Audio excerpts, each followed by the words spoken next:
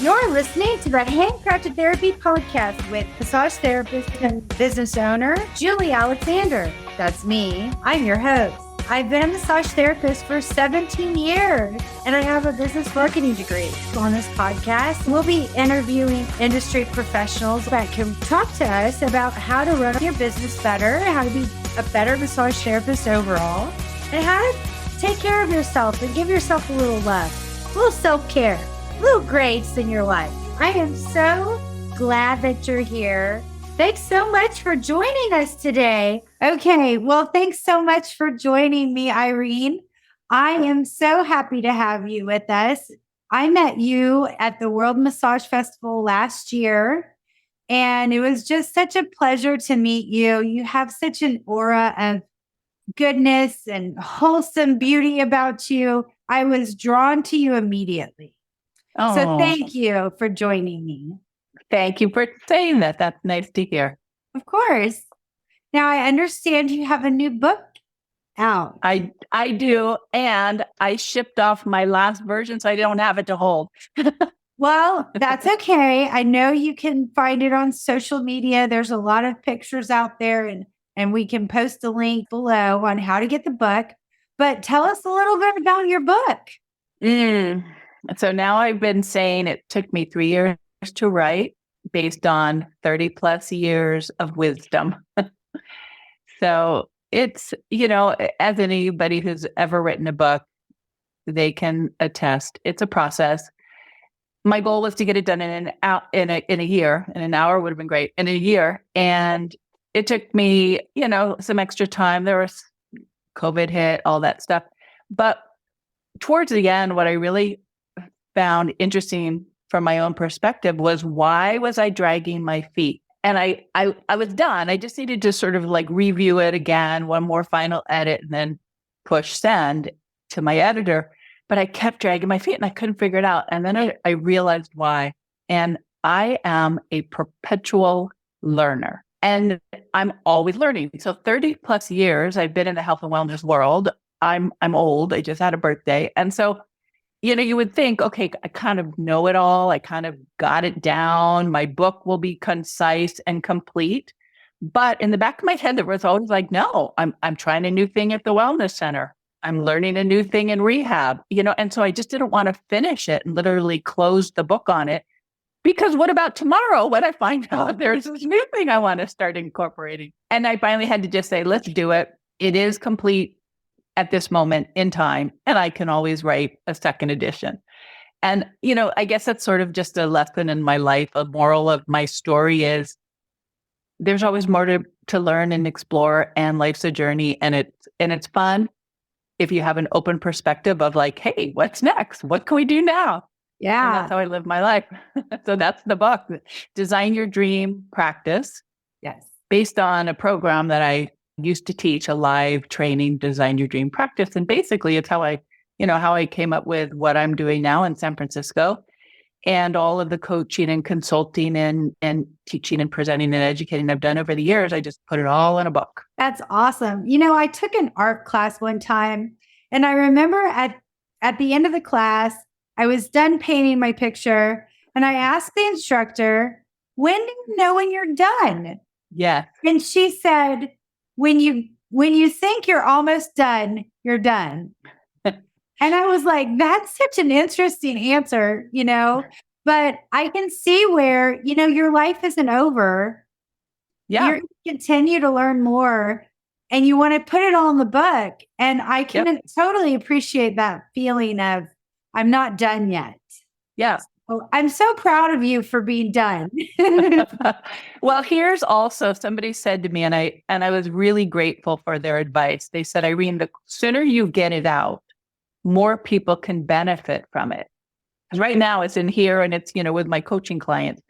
But, and that was like the motivator. That, and yes, you can always add a second edition, was really just get it out there. It's as good as it is right now. And people can still, the tagline is maximize revenue, thrill clients, and avoid burnout. So that people can start doing that right away. And I finally just said, yes, let's do it. That's amazing. Now, I'm sure there's millions of tips and tricks in there on how to create your best practice for you. What would you like to share with us? Little teaser.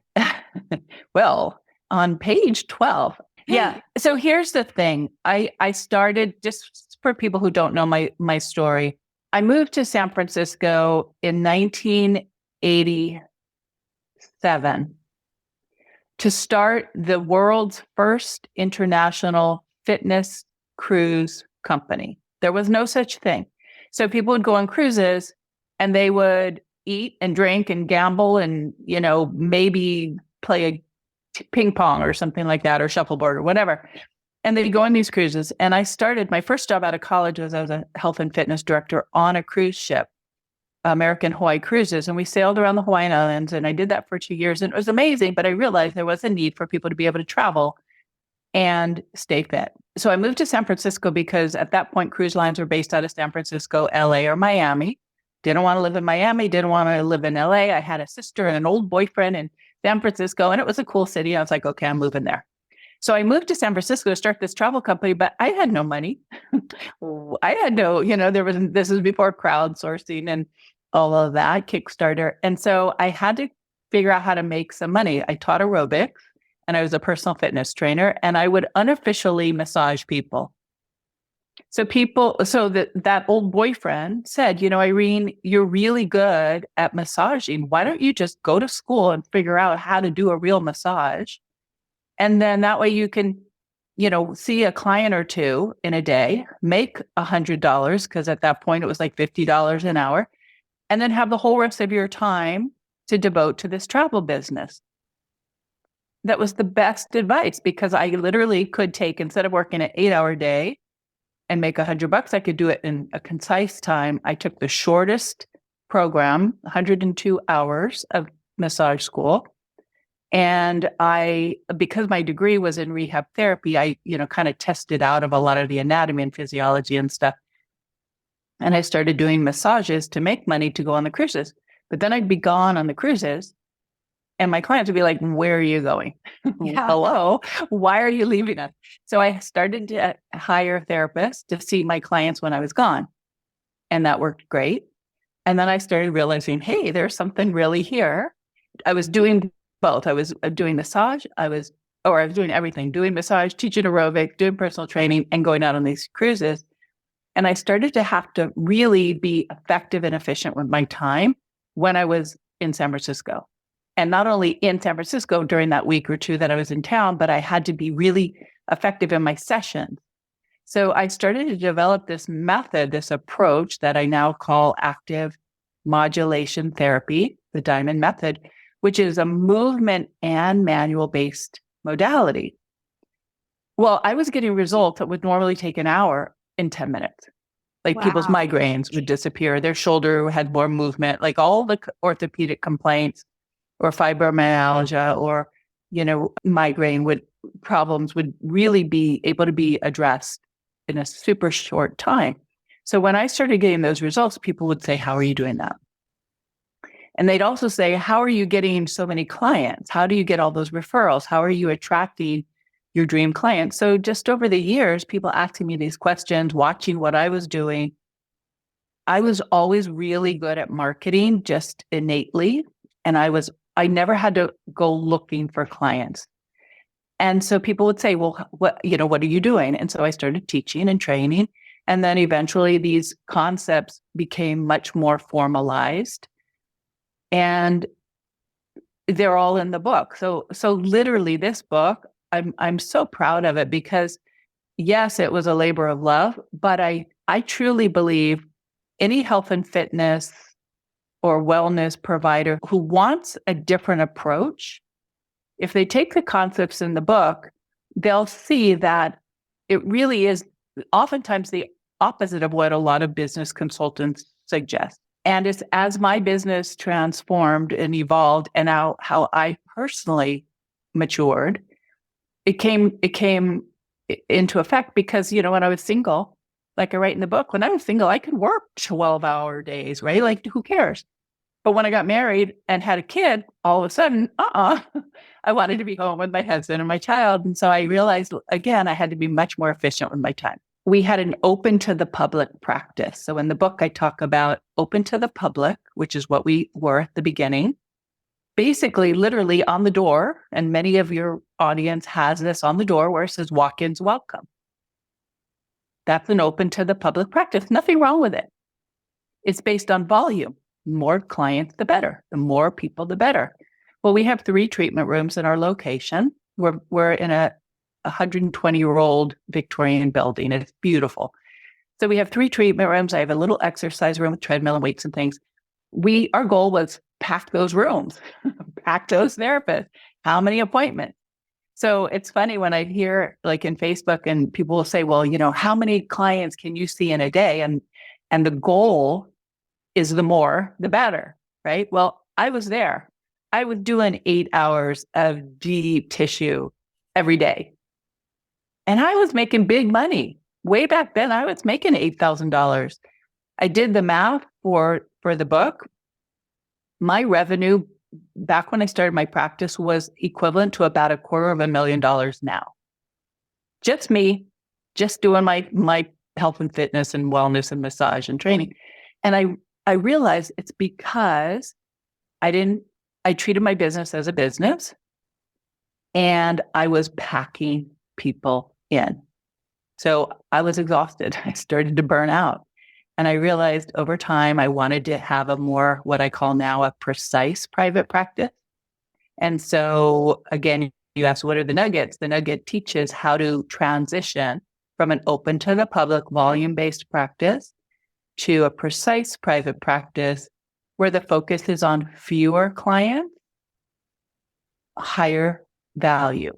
So premium pricing, premium service, world-class expectations, not cutting corners.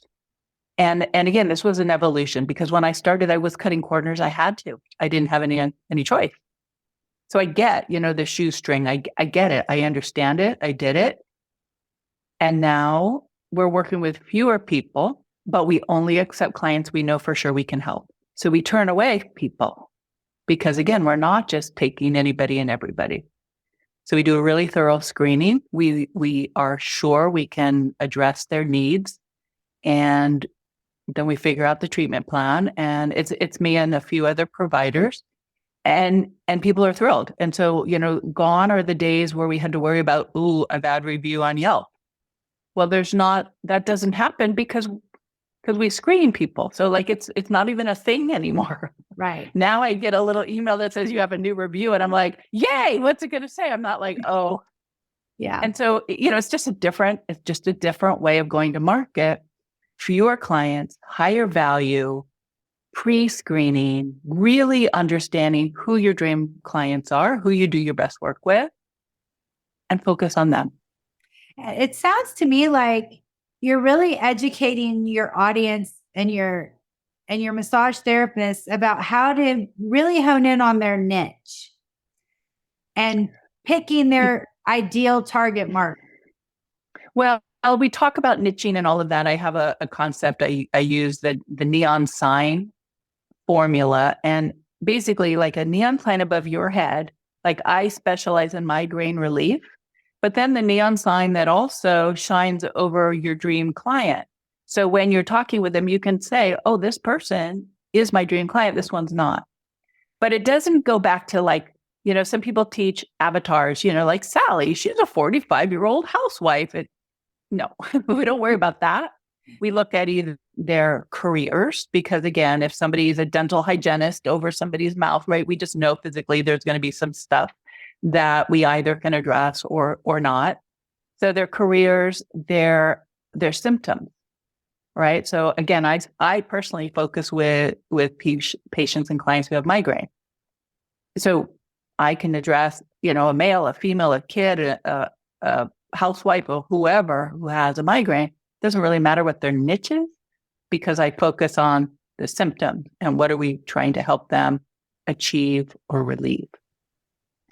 I would talk about there's only 2 things. So if you can identify who your dream client is based on what you can help them achieve, right? Like train for a marathon or run faster or whatever, or what you can help them relieve: swelling, restricted range of motion, insomnia, whatever the symptom relief is that you can help them identify and then treat. That's what I think we need to focus on. So niching, based on how you look at it, yes, it's always better, I think, to be more focused for so many reasons, Julie.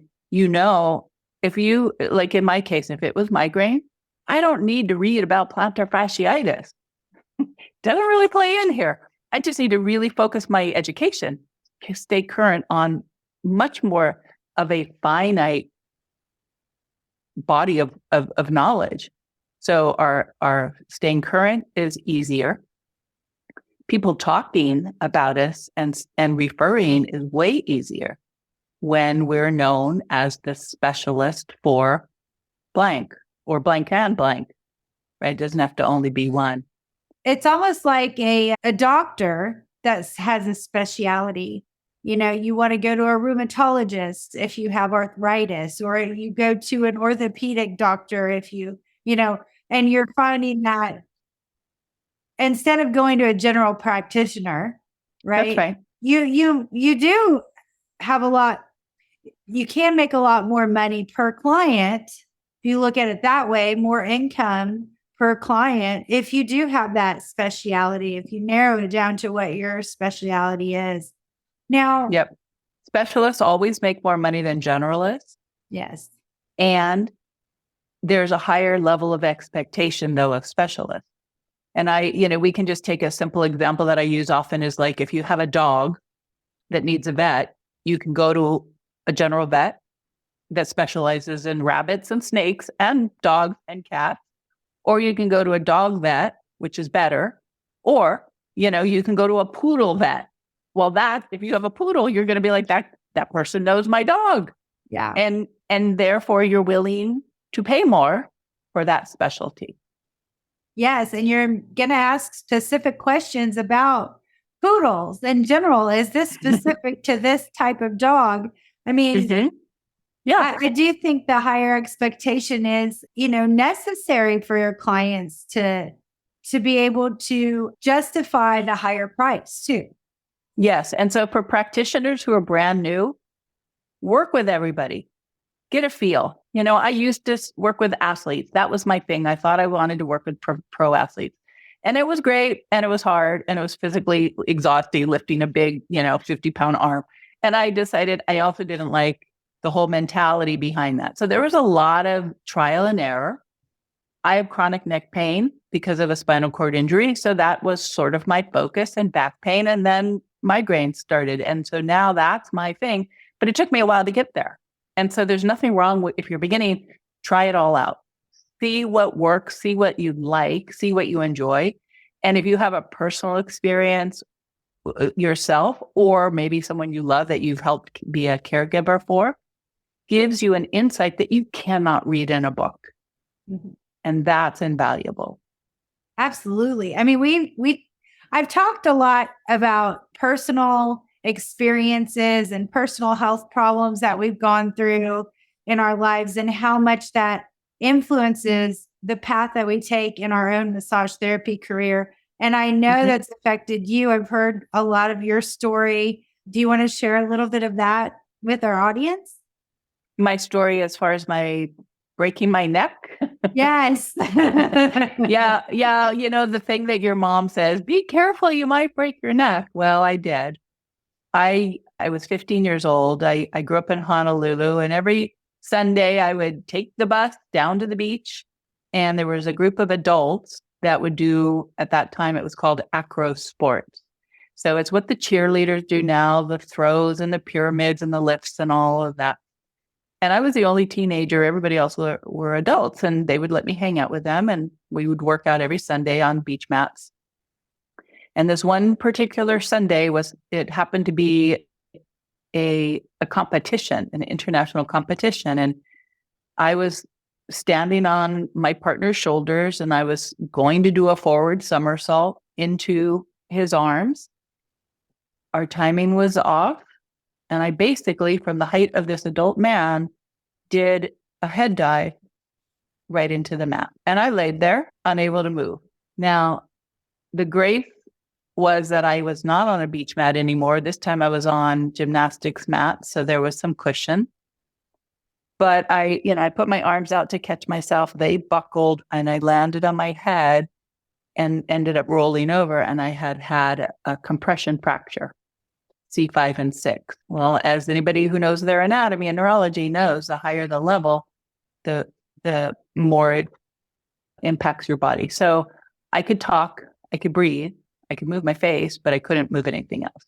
And luckily, the guy whose shoulders I was on happened to be an anesthesiologist. What are the chances that he knew immediately, neck injury, don't move her. His wife, who was there, was a nurse. So I had the best first aid care right there on the ground. And again, this is a long time ago. Emergency medicine was different. They knew enough not to move my neck, suspected a neck injury. So they kind of scooped me up and they put me in an ambulance and took me sort of the back roads of Waikiki, driving slowly. The ambulance guy actually held my head in traction because that was before neck collars and stuff. And I had broken my neck and we didn't know at the time, but there was compression on my spinal cord. So they called my parents. My dad actually is a neuroanatomist, a professor at the University of Hawaii. So again, he understood all of the severity of what was going on. And they said, well, we could do surgery or we could try traction and see if we can relieve the compression on her spinal cord. Again, I was 15 years old. I was really active. This was the summer, start of the summer. I want to do surgery, get in, get out. And they were like, nope, we're going to do traction instead. Because it's less invasive, right? Less chance of risk. So they screwed in. I don't know if you can see, I had a halo around my head. I had 2 screws in the front, 2 screws in the back, literally 50 pounds of weight pulling my head one way and 75 pounds of weight pulling my hips the other way to create traction. And I was like that on my back, staring straight at the ceiling for 64 days. Wow. I've heard this story and I'm still shocked to hear it again. I mean, thank you so much for sharing that. I mean, gosh, that's a long time to sit there. Gosh, it's a long time, especially when you're so young. And I was so used to being active. But I have to tell you, Julie, what the song, What Doesn't Kill You Makes You Stronger. And it truly is. It gave me perspective. Obviously, I'm laying on my back. How do you brush your teeth? Well, you brush and you spit and it goes into a thing. And, I didn't wash my hair for 2 months. I mean, there was you just learn how to deal with it. And I was young and, again, physical therapy at the time was really different than what it is now. I ended up actually having surgery anyway, because after that entire time, my bones the muscles had healed, but the bones had not fused. And so when they actually sat me up, I had to learn how to, hold my head in place immediately because of being immobile for so long. But they sat me up. The doctor actually helped me sort of walk down the hall. I say walk like in air quotes because I had no muscle tone. And then they did x-rays and they noticed from that 20 minutes, I guess, of me being up, the bones had slipped again. And so they just said, okay, we got to do surgery. Wow. So that whole time was sort of for naught. I ended it with surgery, spinal cord fusion, where they took a bone from my hip, fused it on, did a laminectomy and a fusion. And then they said, okay, see you later. Wow. And so I had to learn how to rehab myself.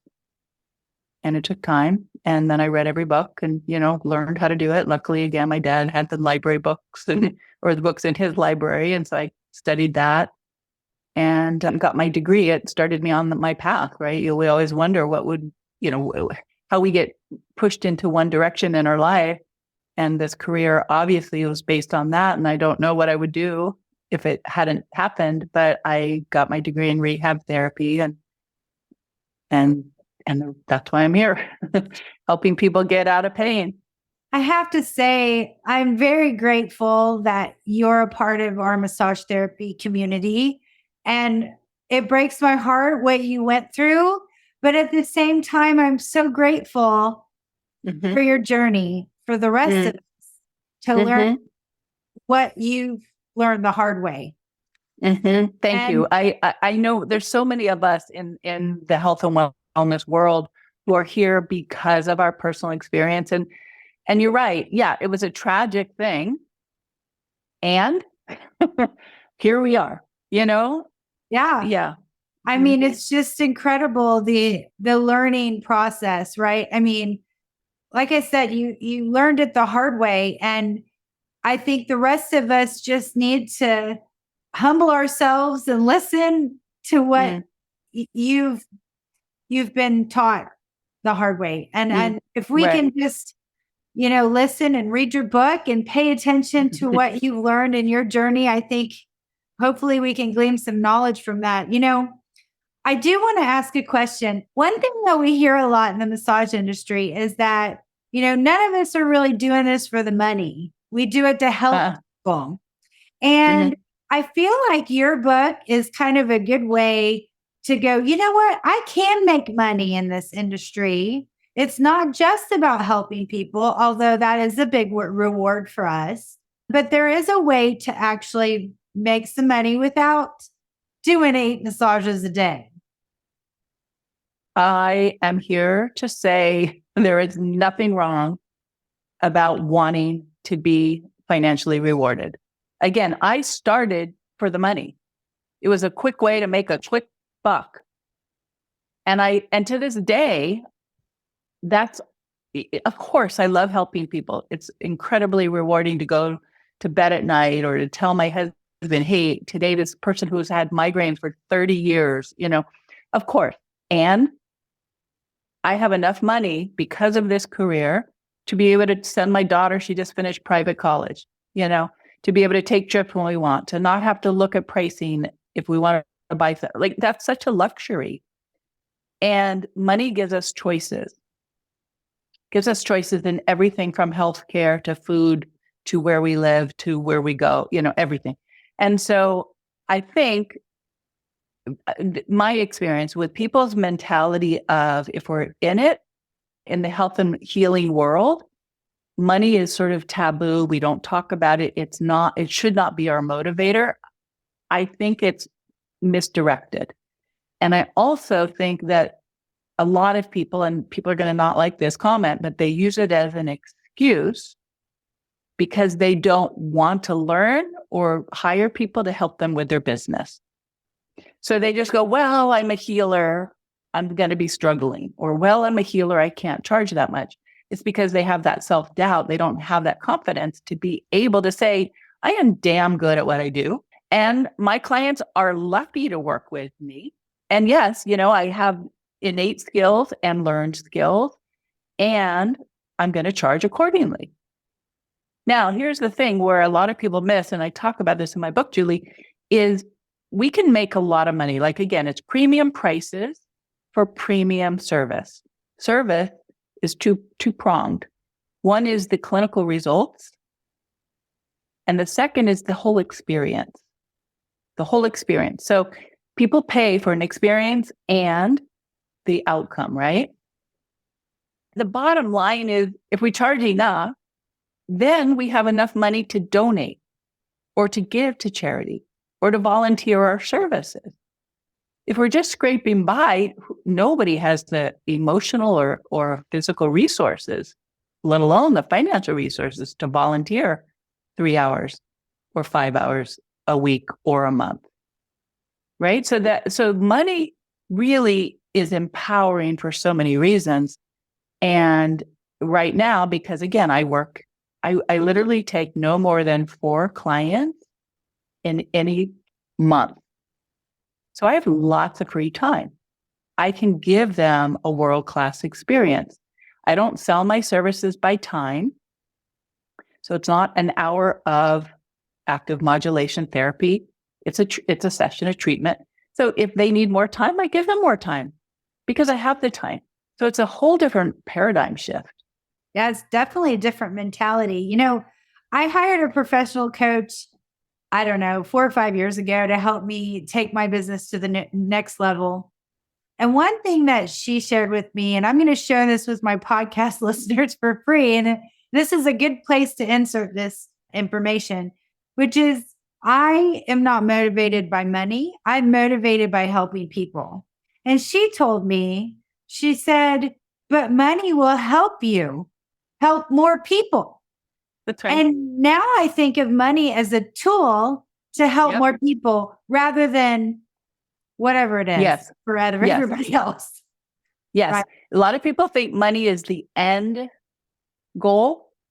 Money is the tool. What's the end goal? Like literally, they've done studies. Ask 1 million people what their life goal is. Ultimately, it comes down to what? Do you know, Julie? Leaving money for your kids? No, past that. What's past that? Leaving a legacy? Happiness. Happiness. Okay. Happiness. Well, happiness, you can have all the money in the world and not be happy. Right. But money can help you be happy. Again, because you can get better healthcare. You can have better education. You can buy healthier foods. You can get your teeth fixed. You know, like there's just so much that money can do. But ultimately, the end goal, when they distill it down, what are people's human basic desire is to be happy. Happy comes from good health, good friends, lots of love, you know, healthy air, sunshine, nature, all of that good stuff. And that's what money does. So yes, I think when people see it from that perspective, like your business coach said, if the more money you have, the more people you can help. And that's how I see it.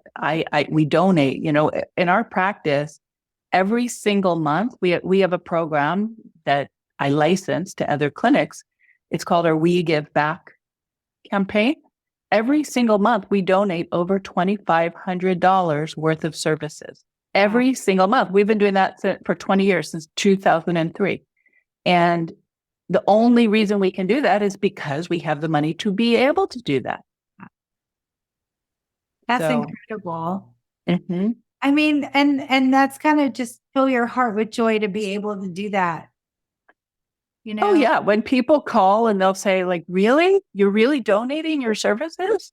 You know, and they're in tears and they are just so appreciative. And of course it comes back in goodwill. It comes back because oftentimes the clients will become clients and it generates revenue. But ultimately, if our goal is to give back to the community, I call it a triple win. So it's a win for the community, it's a win for the client, and it's a win for the practice. That's awesome. So you have a book, you are a coach, and you take clients, correct? Well, that's just skimming the top, but yes. My goal is to take all my experiences and help create shortcuts for providers, so they don't have to take 30 years to figure it out. And, you know, it's a match for a lot of people, and it's certainly not a match for everybody. But the way we run our wellness center, a lot of smaller practices, when they're ready to leverage and bring on other providers, they wonder, should they structure them as employees or contractors or renters? Well, I've created a fourth option, and it's under what we call the FAST system. And it's how we run our wellness center, and it works terrifically, and it's legal and ethical and all that stuff. And so I license that to other practices who don't want employees. It's most of the time, most health and wellness providers should not have their providers be contractors. That literally is breaking employment laws in most cases. So that should not even be considered. But if they don't want employees or renters, this is an option. So that's another sort of component of my business. Like I said, we license the We Give Back campaign, and that's the only marketing campaign that a practice needs. Like that's all the marketing we do, and it's free to do. So we don't pay for ads. We don't do any of that stuff. We used to. Again, I used to have a paid our ad in our local paper and, you know, that kind of thing. But now that I developed this campaign, we don't need to pay for advertising. And so I license that to other practices, one per city. because one, we don't want to dilute it. And it's brand new as far as licensing. So if anybody is listening and they want to get in on it, now is the time, because we're still working out the kinks and stuff. But I've had other practice owners use it, and I talk about it in the book, and it's amazing because, again, it gives back to the community, it generates leads, and it generates revenue. So I do that. And then there's a fun new method of therapy that's sort of been created from the rehab method, which is now something I want to bring to spas and health clubs and fitness centers and things it's for muscle tension and stress relief as opposed to rehab. So it's less clinical. And again, the goal with the Diamond method of therapy is that the client is active. So as you know, typical massage, the client is passive. Typical physical therapy, chiropractic, acupuncture, all of those modalities, the patient lays on the treatment table and the therapist does external stuff to their body. In the Diamond method, and now what we're calling Diamond active massage, the therapist is doing something, they're holding, but the client is moving. Julie, again, it's all about effective and efficient. It is so fast. The result, the muscle tension release, the stress release is so quick because the client is doing the movement. So it's an inside out result instead of the client waiting, wondering what is the therapist going to be doing. So it's really profound. So that's another thing that we're just starting to roll out. So if anybody wants to be the first in their neighborhood for that, that's really exciting. Because one thing that I've noticed about massage therapists is that we're not very good at marketing. Yeah. We're very good at massaging, and a lot of us are very good in the social networking area. But when it comes to marketing ourselves, it's very challenging.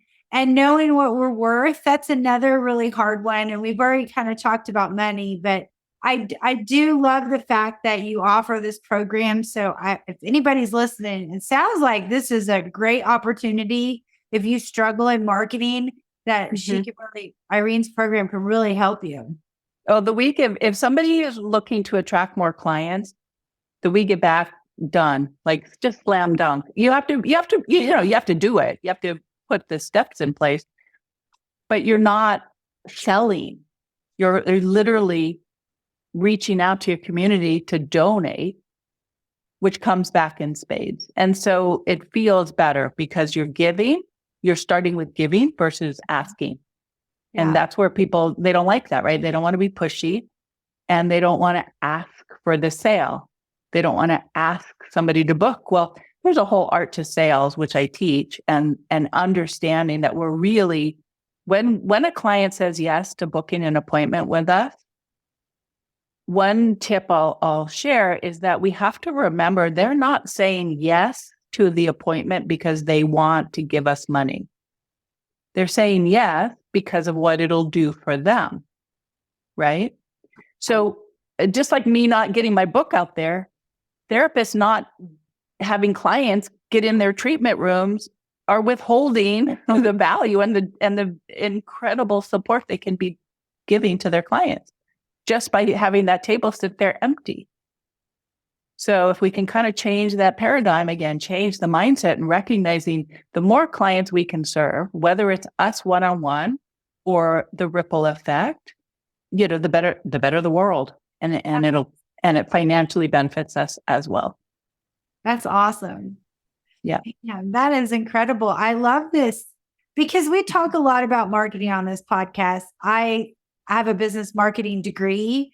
And so, we throw out the terms niche and focus and target market and, networking. And we say all these things, but, not everybody, most everybody in the massage industry is struggling with marketing. And there are enough clients out there for all of us to help.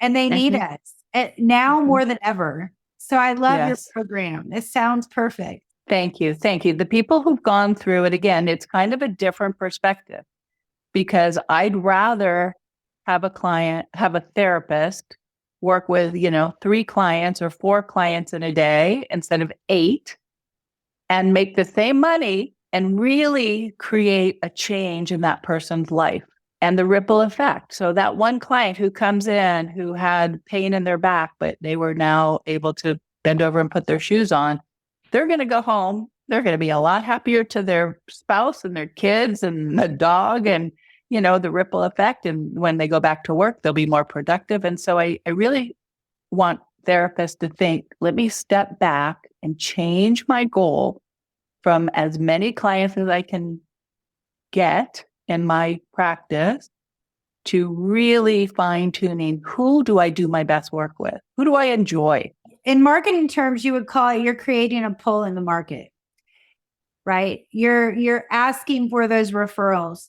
But I'll tell you, it is an opposite effect to most massage mentors will tell you, do not discount, do not give away your services for free. Don't do that. And you do have a completely opposite approach to that. Yes, and there's some caveats. So I don't usually endorse discounting. There's many ways that you can benefit clients instead of saying, hey, $20 off today. Again, we used to do all that, so I know. But there's ways of incenting clients to come in more often. And one of the focuses I want therapists to think about now, here's a takeaway. Instead of giving your clients an incentive to save a percentage by buying in bulk, right? Like buy 5 sessions, you'll get a 6 free, or buy 5, you'll get 20%, whatever. Okay, that's an incentive based on they save money. However, how about if we make it, let's give them the incentive that instead of the money piece, move that aside. The fee is going to be the same, if not higher.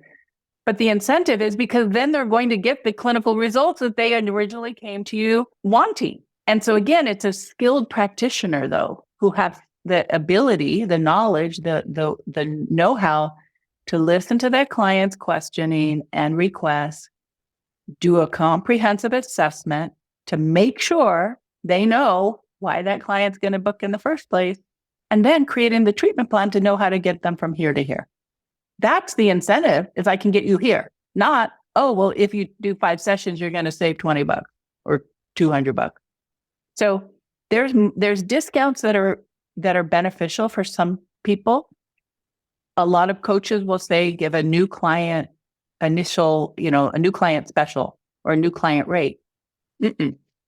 Why are you giving the stranger the better deal than your loyal clients who come to you all the time? That doesn't make sense to me. It's kind of like a results-driven approach. Mine is all about selling results. All about, you've got it right, Julie. Selling results, selling the clinical outcome. I also encourage therapists to have a 100% guarantee. Oh, that sounds really scary. It is. It's not for the weak of faint of heart. You have to be able. So I'm all about ethics, and actually teach the sales concept we teach is called the truth selling system. It's all about truth. So let's have you be my client, Julie. You come in and you say, my neck and shoulders are killing me. It's at an 8 out of 10. And it's been like that for 3 months. And I ask more questions and make sure I can address your needs. And I say, Julie, in 3 sessions, I am very confident that I can help you go from, you said, an 8 out of 10 now on a pain scale, to get down to at least a 3 or 4 out of 10.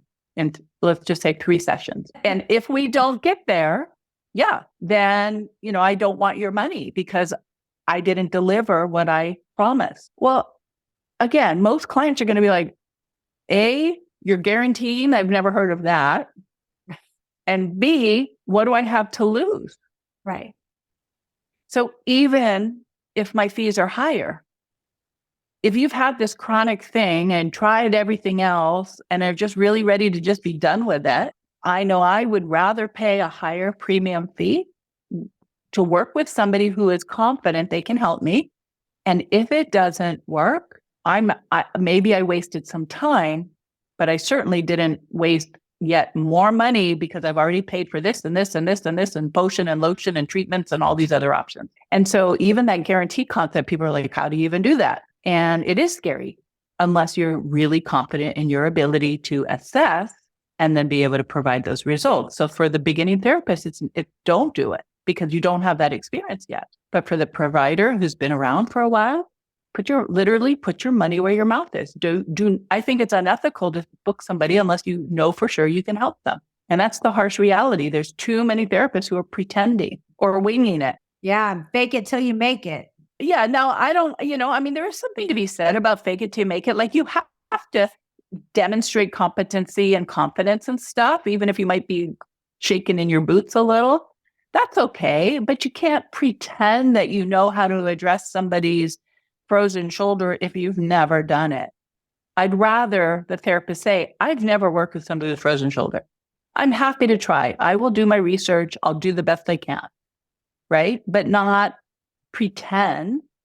And then certainly make sure you're following up so you know how you're going to help them get that end result. What is the end result? Many therapists book clients. They don't even know what the client's coming in for. Another thing I say is take those damn online bookings off your website. That's just asking for trouble. How do you know that anybody just scheduling with you can become a dream client of yours or is a dream client of you?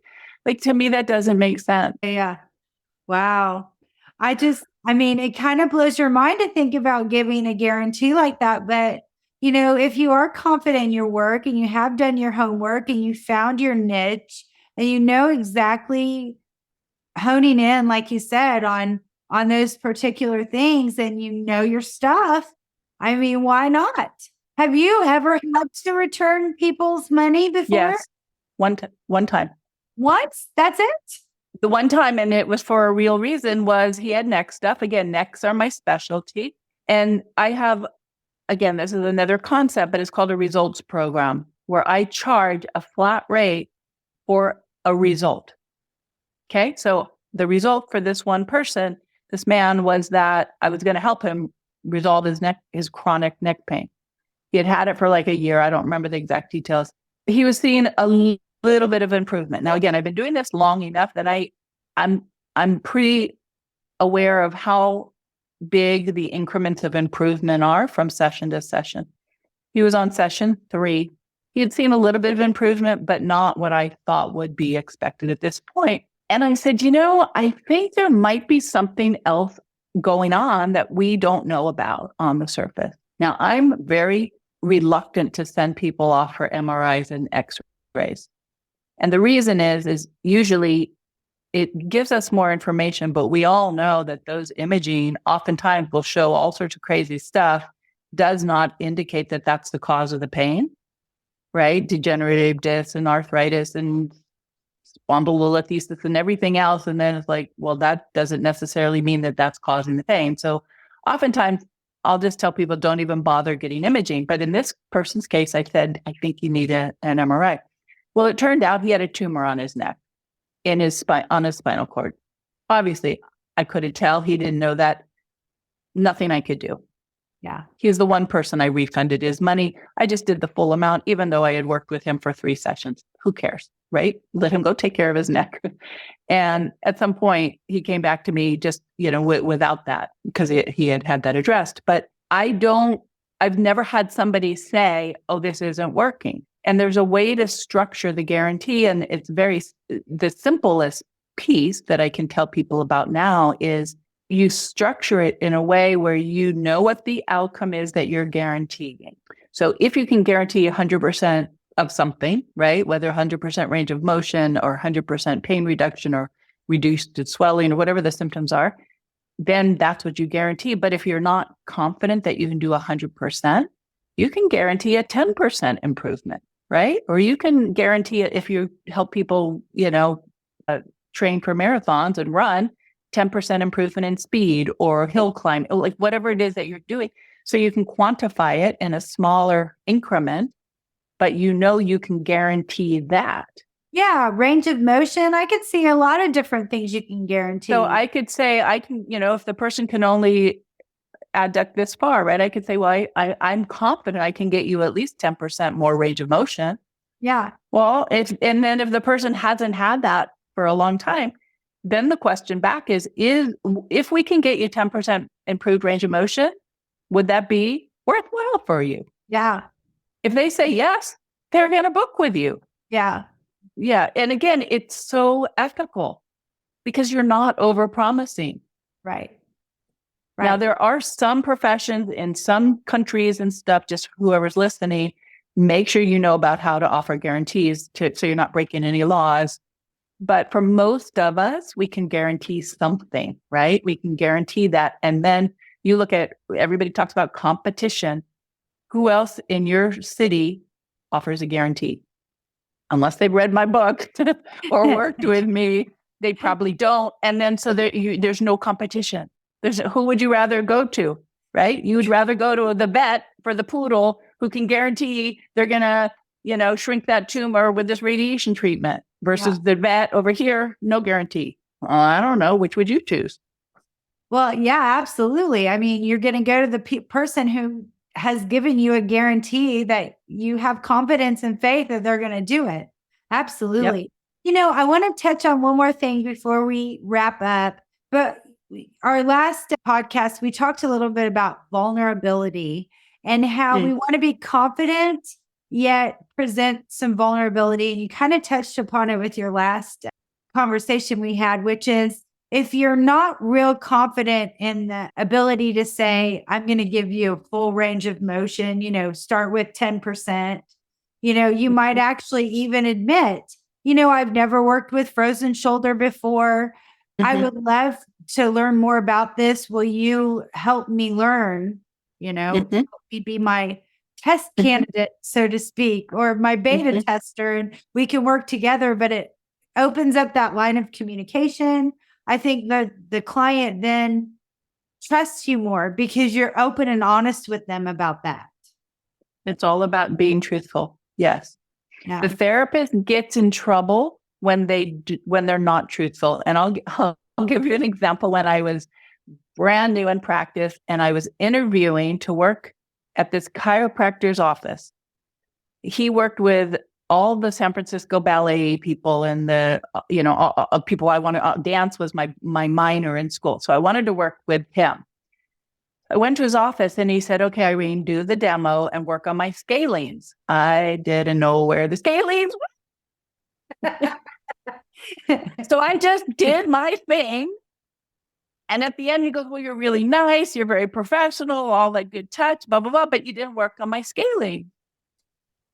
Well, I was naive and I was trying to fake it till I made it. I should have literally just said, Lenny, here's a little trick. Not wear your scalenes, but put your finger exactly on the area that you want me to focus on. He would have touched it. I would have went, okay, whether I knew the origin of the insertions, at least I would have touched it a little bit more. I love that. What a great little trick. I mean, if you forget what a muscle is or where an attachment is or where a bone is, if a client says, I'm having a problem where my iliacus is, and you're like, what's an iliacus? Point to where it hurts. Yes, unless, of course, they learned it on Dr. Google and they're saying their sciatica and they're touching their shoulder, right? Then we know they might not know where we might know a little bit more than that. That's funny. But yes, vulnerability and truth. Nobody wants you to fake it with their health, right? We want the truth. And you don't need to be the world's best, but if you're one of the best, and if you continue learning, we're coming full circle to our conversation. If you continue learning, and if you want to narrow your scope of learning, so you really have your few conditions or symptoms or goals that you're going to be perfecting, your practice is it's just there. You can literally take it sky high. You can make as much money as you want. When clients see the value they get by working with you, the people who can easily afford it, will easily pay. I often talk about attracting clients who will happily pay you. Now, again, I wanted to work with inner city youth, homeless youth. I'm like, they need touch, they need compassion, they need love, they need services. And then I went, but they can't afford it. So there's sponsorships and there's scholarships and grants and all that. But I realized I can donate my time to those people, that population, and make money by working with people who can happily, easily pay. So we do need to focus. And again, this is a business tip. We need to focus on the top percent of the people who are generating the higher levels of income, because then a session for $100 or $200 or a $300 session, it's just a teeny little dip in their income. It's like us buying a sandwich. They're like, sure. But somebody who, that sandwich is like, I can't, or I need to find the coins of my couch. Of course, they're not going to be able to afford their health care or their self-care. So we need to focus on the people who can easily afford it, the top half of the triangle. And then if we want, donate to the people who have less financial needs. Thank you very much for joining me today, Irene. I can't wait to come back and listen to all these great tips that you've given us. I mean, I hope the audience really understands how valuable all of the information that you've given us is. And I hope that they go to your website, and I hope that they buy your book. And I hope so too. Yes, I think all this knowledge from you. Is there anything else you want to share before we stop? I think we've covered so much. This on the surface, these tips might be like, oh yeah, I know that. Oh yeah, that's okay. But really diving deep and adopting them, or transitioning these concepts that I've just literally just scratched the surface. If people take this and use it in their practice, even one of those tips, precise private practice, guaranteeing, charging premium pricing, not discounting, like we covered a lot. Yeah. If they take one tip, it can transform their practice where they're not struggling anymore. And they're literally living the life they love. That's why I call it the dream practice, right? Because it allows you to have more fun and to play. So I welcome people to reach out to me on social media. I'm just on Facebook. I don't do Instagram or anything like that. But also my website, irenediamond.com, and then the Diamond Method. And even in my coaching and my consulting, I created those arms of my business as a precise private practice. So again, I don't accept anybody into even my therapy classes. Like, it's not just anybody can sign up. They can enroll, and then we have a conversation because I want to make sure it's going to be the right fit for them. I don't want their tuition if it's not going to, be a match. So even in my coaching and consulting and educating, I pre-screen who I work with because I want everybody to win. I want them to walk away saying, oh my gosh, that was so worth it. That's awesome. Yes. Yeah. Reach out to me if I can help. I'd be happy to for anybody listening. Thank you so much, Irene. I appreciate your time. Oh, you're welcome, Julie. Yes, of course. It was an honor to be here. I'm happy to help. Thank you for the invitation. Thank you so much for joining me on the Handcrafted Therapy podcast. I would love to hear from you. You can email us at podcast@handcraftedtherapy.com, or you can come by the store. It's at 3303 North Central Expressway, suite number 240 in Plano, Texas, 75023. Or you can connect with me on social, Instagram, Facebook, #HandcraftedTherapy. I'm Julie Alexander, and I wish you a very happy and healthy day.